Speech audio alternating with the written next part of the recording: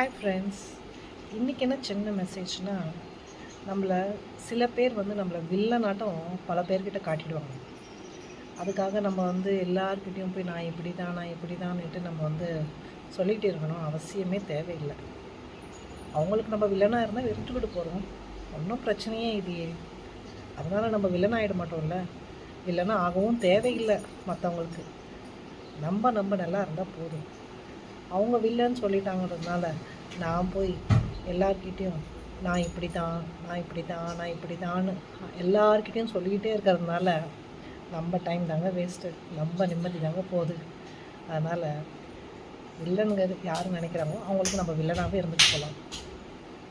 நம்ம தெரியும் நல்லவங்கன்னுட்டு. நம்ம நல்லபடியாக இருந்துட்டு, நம்ம சந்தோஷமாக இருந்துட்டு, நம்ம சுற்றி இருக்கிறவங்களும் சந்தோஷமாக வச்சுட்டு, புரியுதுங்களா?